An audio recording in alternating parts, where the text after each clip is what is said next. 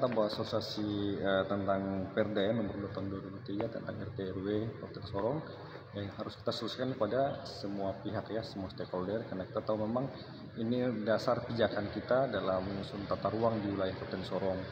Dan ini kan sudah mungkin perlu kita sampaikan bahwa memang banyak regulasi yang kita sudah buat, tapi banyak masyarakat belum tahu. Makanya tugas utama kita, pemerintah, untuk mensosialisasikan ini kepada seluruh warga masyarakat. Karena kita tahu kan yang lalu itu banyak kawasan pertanian yang boleh pembangunan dan lain sebagainya. Nah, setelah ada Perda ini sudah ada semacam revisi yang menyangkut perubahan tata ruang apa dan sebagainya yang tadi memang belum bisa dibangun, dan beberapa titik tempat ada zonasinya, dan ini perlu kita selesaikan pada seluruh warga masyarakat atau seluruh stakeholder yang terkait ya. Dan bukan hanya pemerintah saja, mungkin juga NGO juga, terus pihak-pihak di luar kita termasuk masyarakat, biar mereka tahu bahwa Perda kita ini sudah ada, dan ini memang harus dasar pijakan kita untuk melaksanakan pembangunan di Kabupaten Sorong ke depannya gitu. Untuk Perda ini? Untuk RT RW untuk seluruh wilayah Kabupaten Sorong. Nah, tapi ada turunannya itu nanti berupa Perbub ya, tentang rencana detail tata ruang atau RDTR. Nah, RDTR ini yang sudah kita susun adalah wilayah Aimas dengan wilayah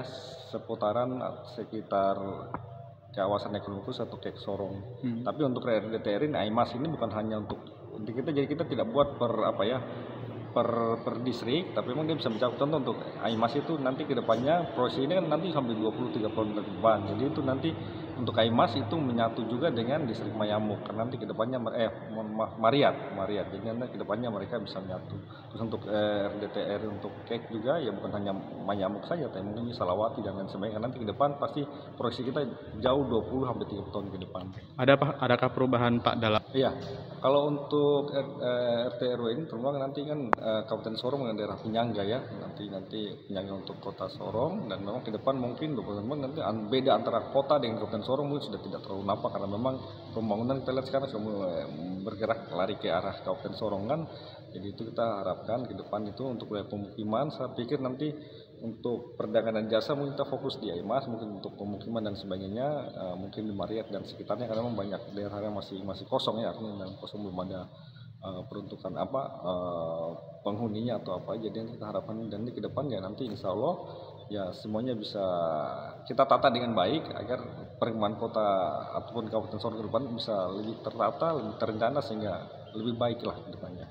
Apa pesan Pak? Ya, RT RW ini kan secara umum global ya, nanti juga RDTR. Cuma memang saya sampaikan juga baik ke OPD yang ada di lingkungan Kabupaten Sorong juga, termasuk warga masyarakat, termasuk pengembang, terutama untuk pengembang KPR dan lain sebagainya. Ikuti aturan yang ada berlaku.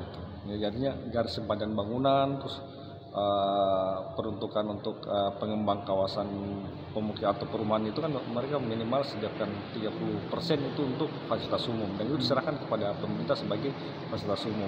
Nah, itu harus mungkin selama ini belum terjaga dengan baik dan belum dipantau dengan baik. Harapan juga internal kita pemerintah dengan OPD terkait ini itu nanti ke depannya pelaksanaannya harus betul-betul diawasi.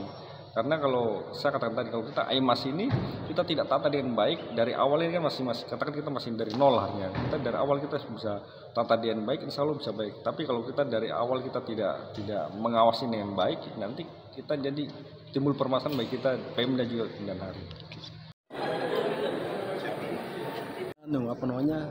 Memberikan sosialisasi kepada masyarakat terkait rencana detail tata ruang Kota Aimas dan juga rencana detail kawasan Kek termasuk RT RW kita, dan juga sedikit menyinggung terkait sistem informasi tata ruang yang ini kita sudah masukkan dalam aplikasi. Ya. Apa saja? Ya, terkait ini yang perlu masyarakat tahu itu ya, terutama yang RDTR Perkotaan Aimas dan RDTR kawasan Kek terkait kawasan zonasi itu, kawasan mana yang bisa dibangun, kawasan mana yang pertanian, itu yang perlu mereka paham itu, mana yang bisa untuk bermukim, mana yang bisa untuk perdagangan, mana untuk kawasan-kawasan itu yang tadi dipaparkan tadi. Pak, sudah ada RDTR-nya itu, sudah ada perda. Kalau RDTR ini Perbuk, peraturan bupati. Kalau RDTR itu perda. Ya, sejauh ini kan belum ada. Makanya ini kita memberikan sosialisasi kepada masyarakat dan juga kepada pemangku kepentingan pengambil keputusan ini, supaya bisa memberikan arahan terutama distrik, lurah, bisa memberikan pemahaman kepada masyarakat bahwa daerah-daerah ini yang harus dibangun, daerah ini tidak bisa. Itu saja yang perlu kita ini.